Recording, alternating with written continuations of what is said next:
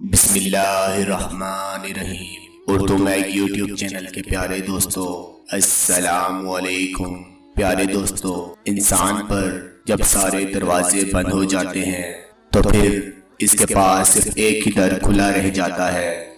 वो दर है अल्लाह रब्बुल इज्जत का, उस हस्ती का दरवाजा जो कभी बंद नहीं होता। वो जात ऐसी है जो हर पल सुनने के लिए तैयार रहती है। न वो जात कभी सोती है न उसको ऊंघ आती है, और वो जात अपने बंदे की तरफ हर वक्त मुतवज्जो रहती है। लेकिन ये इंसान है जो अपने खालिक और मालिक से गाफिल रहता है। लेकिन इसके बावजूद अल्लाह ताला फरमाता है, जब भी किसी परेशानी में मेरे बंदे मुझे पुकारते हैं तो मैं उनकी दुआ कबूल करता हूँ। लेकिन इंसान को अल्लाह ताला पर भरोसा ही नहीं। अलबत्ता जब इस इंसान ने अल्लाह पर भरोसा और तवक्कुल किया है तो अल्लाह ताला ने इसकी ऐसी मदद की है जिसका इसको वहमो गुमा भी ना था। दोस्तों, आज की इस वीडियो में हम आपको अल्लाह पाक पर भरोसे से मुतल्लिक वाक़यात सुनाने जा रहे हैं, जिनको सुनकर आपके ईमान और यकीन में इजाफा होगा।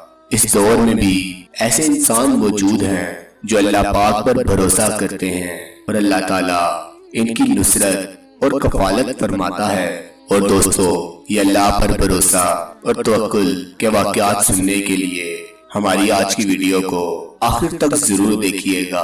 उर्दू मैग के प्यारे दोस्तों, इन वाक़यात की तरफ बढ़ने से पहले आपसे गुजारिश करते हैं कि अगर आप हमारे इस चैनल की वीडियो पहली बार देख रहे हैं और अभी तक आपने इस चैनल को सब्सक्राइब नहीं किया तो सबसे पहले हमारा ये चैनल जरूर सब्सक्राइब कर लें और साथ ही लगे बेल के बटन को भी प्रेस कर लें, ताकि आपके पास हमारी हर नई आने वाली वीडियो का नोटिफिकेशन बर वक्त मिलता रहे।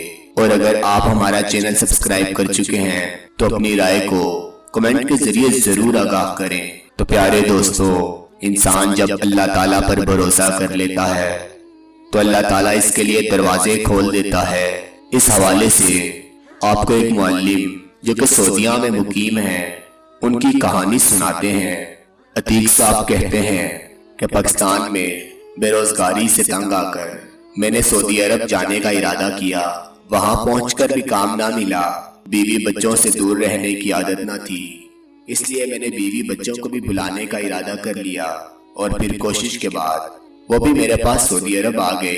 इस नीयत से जद्दा में एक छोटा सा घर ले लिया कि अगर सऊदीया में रहकर भी हरमैन शरीफैन का चक्कर महीनों और सालों बाद लगे तो क्या फायदा। पाकिस्तान से जो कुछ जमा पूंजी लाया था उस पर गुजारा हो रहा था। सबने कहा, ये कैसा बेवकूफ आदमी है कि अभी मुलाजमत हुई नहीं और बीवी बच्चों को भी बुला लिया। लेकिन मैं अपने रब पर भरोसा कर ये सारे काम कर रहा था और अल्लाह रब्बुल इज्जत पर इसी यकीन की बुनियाद पर मैंने अपने बीवी बच्चों को अपने पास बुला लिया था। मैं और मेरी बेगम अक्सर हरमैन शरीफैन का चक्कर लगाते और अल्लाह ताला पर मुकम्मल भरोसे से दुआ मांगते कि वो जरूर हमारी मदद करेगा। एक दिन अजीजिया मस्जिद रिजवान में मगरिब की नमाज पढ़कर निकल रहा था कि एक बच्चा आया और पूछा कि सर, क्या आप ओ लेवल को पढ़ाते हैं? तो मैंने कहा, हाँ पढ़ाता हूँ। न जाने इसने मेरे बारे में कहाँ से सुना था और किसने इसे भेजा था। यकीनन ये मेरे रब की तरफ से मेरी गैबी मदद थी। खैर, इस तरह एक बच्चा मिल गया और एक ही माह में और बच्चे भी ले आया। इनका ये भी कहना था कि आप सुनकर हैरान होंगे कि इस एक महीने में ही मैंने ट्यूशन पढ़ाकर सिर्फ ट्यूशन से 6000 रियाल कमा लिए। फिर तो ट्यूशन की लाइनें लगी। मैं ट्यूशन पढ़ा रहा था कि एक दिन पाकिस्तान इंटरनेशनल स्कूल अजीजिया में टीचर्स की असामी का इश्तिहार देखा। मैंने यहाँ अपना सीवी दे दिया। टेस्ट इंटरव्यू समेत तमाम मराहिल से गुजरा और मेरिट पर मेरा नाम पहले नंबर पर था। जिसके बाद मैंने यहाँ पढ़ाना शुरू कर दिया। फिर मेरी बेगम को भी इसी स्कूल में मुलाजमत मिल गई। अब हम दोनों मियाँ बीवी कमाते हैं और बेहतरीन जिंदगी गुजार रहे हैं। इनके ये अल्फाज हैं कि मैं ये समझता हूँ कि सिर्फ अल्लाह पर तवक्कुल की वजह से ये सब हुआ है। जो इंसान अल्लाह पर भरोसा करके आगे बढ़ता है اس کو شروع میں تو مشکلات ہوتی ہیں مگر پھر آسانیاں ہی آسانیاں ہو جاتی ہیں۔ دوستو، اسی طرح کا ایک اور واقعہ جو ایک لاچار خاتون کا ہے وہ بھی آپ کو سناتے ہیں۔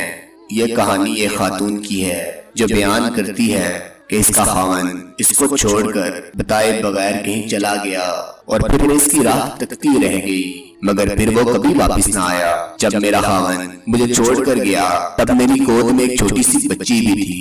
جب مجھے میرے خاوند کی واپسی کا یقین نہ رہا تو میں اپنے باپ کے ساتھ رہنے لگی۔ میرا باپ بھی اس قدر بوڑھا اور ضعیف ہو چکا تھا کہ وہ اب پیسے کمانے اور مزدوری کرنے سے عاجز تھا۔ ہمارے حالات آئے دن بگڑتے جا رہے تھے اور نوبت فاقوں تک آ پہنچی۔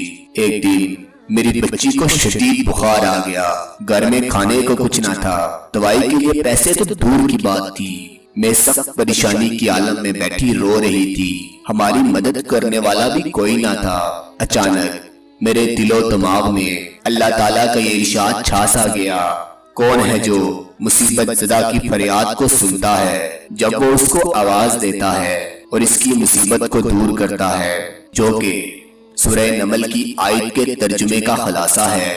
اللہ تعالیٰ کے اس ارشاد نے میرے اندر اللہ رب العزت کی ذات پر ایسا بھروسہ اور توکل پیدا کر دیا کہ میں اٹھی اور اپنی بیٹی کے ماتھے پر ٹھنڈے پانی کی پٹی رکھی اور اس کے بعد وضو کیا اور 2 رکعت نماز نفل ادا کیے اور دوبارہ نماز کی نیت باندھ کر اللہ کے حضور سجدہ ریز ہو گئی۔ بچے کی تکلیف کی وجہ سے نماز بھی مختصر پڑھی مگر دل میں اللہ رب العزت کی ذات پر عجیب سا توکل اور بھروسہ جاگ اٹھا۔